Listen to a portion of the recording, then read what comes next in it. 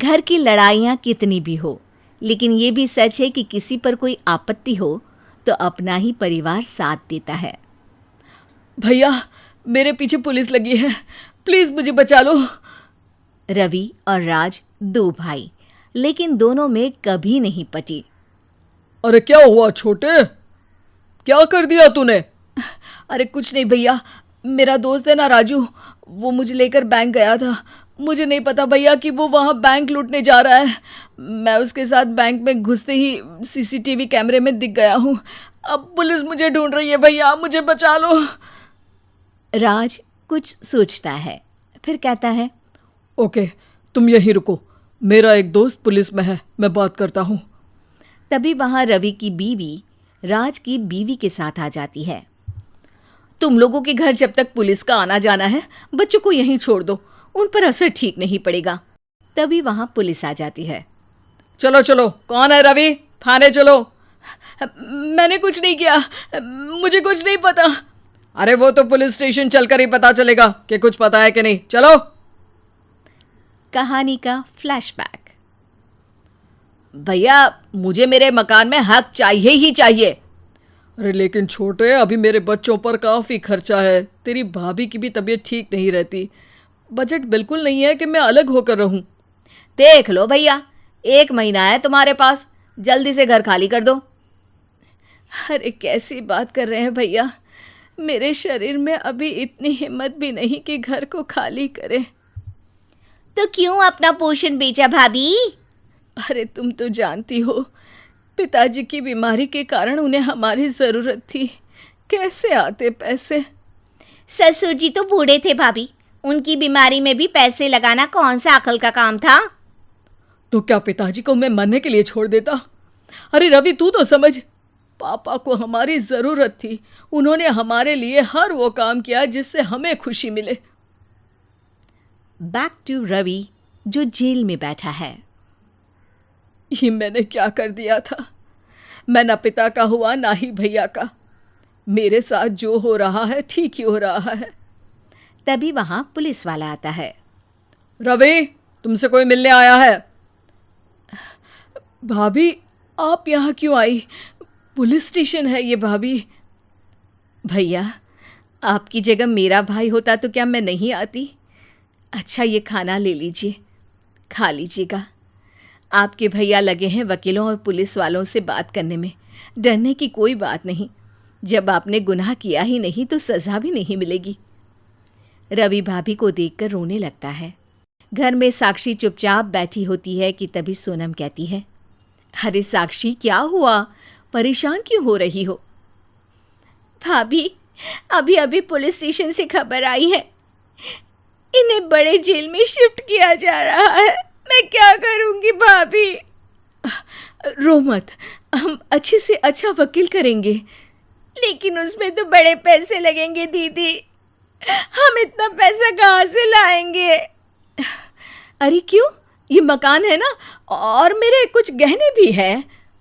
साक्षी की आंखों में पानी आ जाता है। पर दीदी, ये तो आप और भैया की मेहनत की कमाई है। पापा के बाद भी तो हम लोगों का सब खत्म हो गया था। पापा को तो बचा नहीं पाए, लेकिन भैया को ज़रूर बचा लेंगे, और भगवान चाहेंगे ना तो दोनों भाई मिलकर इससे भी बड़ा मकान खड़ा कर लेंगे। साक्षी। थोड़ी देर में राज वहाँ आता है। सोनम सही कह रही है साक्षी, पैसों की कमी के कारण किसी भी बेगुनाह को सज़ा नहीं मिलती। राज एक अच्छा सा वकील करता है। सोनम और साक्षी बचाए पैसे और अपने गहनों को बेचकर रवि का केस लड़ते हैं और जल्द ही रवि जेल से बाहर आ जाता है।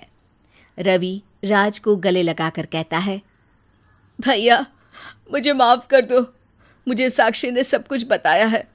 भैया, आपने मुझ पर विश्वास किया, मेरे लिए दिन रात मेहनत की, भाभी ने अपने गहने तक बेच दिए।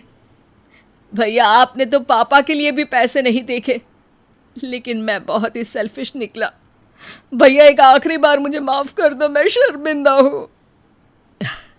अरे भाई, अपने तो अपने ही होते हैं, पापा ने हमारे लिए क्या नहीं किया ये तुम्हें बताने की ज़रूरत नहीं है मुझे। और फिर तू तो मेरा भाई है, पैसे से बढ़कर रिश्ते होते हैं भाई।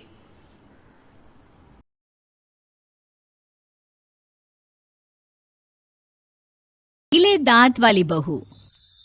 रंजना कभी ब्रश नहीं करती थी। उसे कितनी बार उसके माँ बाप ने डांटा, लेकिन उसका कोई असर उस पर होता ही नहीं था, जिस कारण से उसके दांत पीले पीले हो जाते हैं।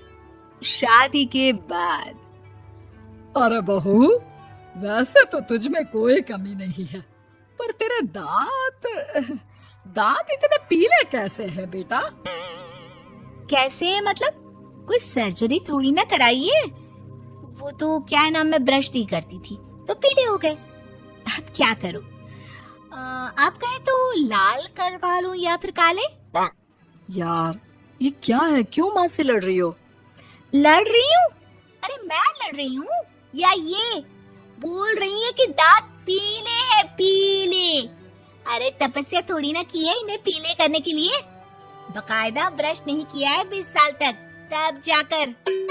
छी, कैसी बात कर रही हो? ये उस वक्त तो पीले नहीं थे जब हम लोग तुम्हें देखने आए थे। अरे तब साफ करवा लिया होगा डेंटिस्ट के पास जाकर। अब देखो कैसे पीले पीले लग रहे हैं। रंजना सास की तरफ गुस्से से देखती है। फिर शुरू हो गई पीले पीले पीले। अरे पीले तो तब भी थे जब मेरे हाथ का रसगुल्ला उड़ा उड़ा कर खा रही थी और बोल रही थी, लड़की नहीं गुणों का खजाना दे रहे भाई साहब आप। खैर, अब वो लोग करते भी तो क्या करते, पीले दांत वाली बहू पल्ले पड़ी थी तो झेलना तो था ही। एक दिन कीर्तन में रंजना गाना गा रही थी। अरे कमला बहन, माँ का द्वार है, यहाँ तो सब शुद्ध होकर आते हैं, फिर अपनी बहू को ब्रश भी नहीं करवाती तुम। दूर से पीले पीले दांत भक्ति में बाधा उत्पन्न कर रहे हैं। अरे कोई 2 साल के बच्चे थोड़ी ना लेकर आई हूँ मैं बहू बनाकर। अच्छी खासी लड़की है, अरे कैसे करवाऊं ब्रश? ये तो उसे खुद करना चाहिए ना। अब माँ बाप तो इसके जैसे तैसे निपटा दिए, ये नहीं सोचा कि सास कैसे संभालेगी। सास बहू को लेकर घर आ जाती है, लेकिन सोच लेती है कि अब इसे लेकर कहीं नहीं जाएगी। अगले रोज बहू कहती है, अरे क्या हो गया, मंदिर नहीं जाना क्या? कीर्तन का वक्त हो रहा है। मेरी मधुर वाणी से कान्हा जी जागते हैं और सोते हैं। आप तो जानती है ना उनकी भक्ति में कितना मन लगता है मेरा। वो क्या है ना, तबीयत ठीक नहीं लग रही है मेरी, आराम करूंगी मैं। तबीयत ठीक नहीं लग रही? अभी तो मिथुन के गाने पर नाच रही थी आप, और अब बोल रही है कि तबीयत ठीक नहीं लग रही। अरे भक्ति में मन लगा लो सासू माँ, ऊपर जाना है, क्या मुंह दिखाओगी आप? हाँ? सास को बहू की बात पर गुस्सा आ जाता है। मैं क्या मुंह दिखाऊंगी, इसकी चिंता तो ना कर, समझी? अपने मुंह की चिंता कर, जो ये पीले पीले दांत लेकर हर जगह पहुंच जाती है। पता है लोग कितना मजाक बनाते हैं। ना जी ना, मैं नहीं जाना कहीं तेरे साथ। तो ये बात है। कोई ना, मत जाओ, मैं अपने कमरे में ही बैठकर भक्ति कर लूंगी। ऊपर वाला दांत थोड़ी ना देखता है, मन देखता है, भावना देखता है। और अरे बस बस, तू सब कुछ दिखा, बस ये सफेद चमकदार दांत ना दिखाना किसी को, है? जा यहाँ से। बहू को सास की बात का कोई फर्क नहीं पड़ता, वो तो जैसी थी वैसी ही रह जाती है। सुबह नहाकर किचन में खाना बनाना, फिर खाना खाना, कीर्तन भजन करना और सो जाना। एक दिन, माँ जी मैं सहेली के घर जा रही हूँ, शाम को लेट आऊंगी। हाँ, तो जाना, मैंने कौन सा तेरी आरती करनी है घर पर बैठकर। रंजना सहेली के घर जाती है, जहाँ वो पार्टी में जाने की तैयारी कर रही होती है। अरे शिखा, कहाँ जाने की तैयारी कर रही है? मैं गलत वक्त पर आ गई क्या? अरे नहीं यार, उल्टा सही वक्त पर आई है। मैंने ये साड़ी और ज्वेलरी निकाली है यार, शाम को इनके ऑफिस की एक पार्टी में जाना है। बताना कैसा लग रहा है ये सब? नहीं यार, इस ड्रेस के साथ तो वो वाली ज्वेलरी अच्छी लगेगी। हाँ, सही बोल रही है, मैंने ध्यान ही नहीं दिया। वैसे तो हमेशा से मस्त फैशन सेंस रखती है। तो बड़ा जाती होगी ना पति के साथ पार्टी में। रंजना कुछ नहीं बोलती, बस सोचती है कि यार काश ये बात सही हो जाती, पर मैं क्यों नहीं जाती पार्टी में?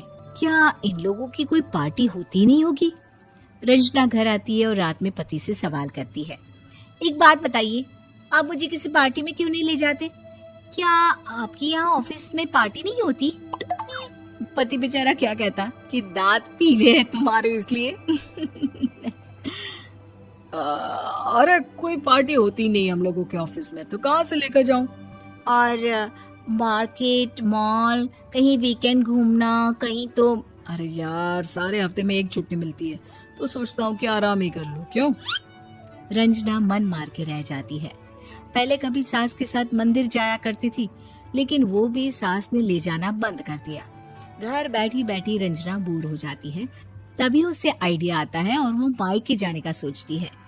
सासू माँ, 2 दिनों के लिए मम्मी के घर जा रही हूँ। अच्छा अच्छा ठीक है, आराम से जा। और हाँ, माँ से कुछ अच्छी आदत सीख कर आना कि कैसे शरीर के हर भाग की तरह दांतों की सफाई भी जरूरी होती है, समझी? शुरू हो गई ना आप। वो लोग आपकी तरह नहीं है कि छोटी छोटी बात का बतंगड़ बना दे। उन लोगों के लिए मैं मायने रखती हूँ, ना कि मेरे पीले पीले दांत।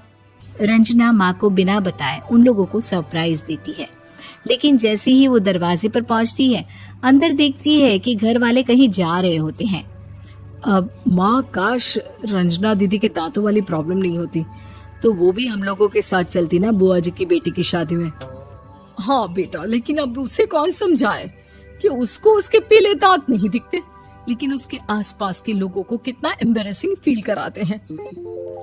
मुझे तो कितनी बार उसके स्कूल की टीचर ने शिकायत की कि उसके साथ कोई लड़की बैठना भी नहीं चाहती, और ना ही कॉलेज में कोई उससे बात करना चाहता था। लेकिन पता नहीं क्यों उसे ये बात समझ में ही नहीं आती। कोई कमी नहीं है उस लड़की में, बस यही कि दांत पीले हैं। वो तो भला हो जीजा जी और उनकी माँ का, जो दीदी को जैसी है वैसे ही रखा हुआ है। रंजना को अपने घर वालों की बात सुनकर बहुत दुख होता है। वो सोचती है कि वो क्या करे, लेकिन फिर वो सीधा डेंटिस्ट के पास जाती है, अपने दांत चमकाती है और कसम खाती है कि वो रोज ब्रश करेगी। अरे क्या हो गया? तुम तो 2 दिनों के लिए गई थी ना, पर कोई ना, अच्छा है, चलो आ गई तो। रंजना सास के सामने आकर खड़ी हो जाती है और पूरी स्माइल करती है, उसके चमकदार दांतों को दिखाती हुई। हैं? चले मंदिर। माँ, मुझे माफ कर दीजिए, मैंने आप लोगों को बहुत एम्बैरेसिंग फील करवाया। मैं आज से रोज ब्रश करूंगी।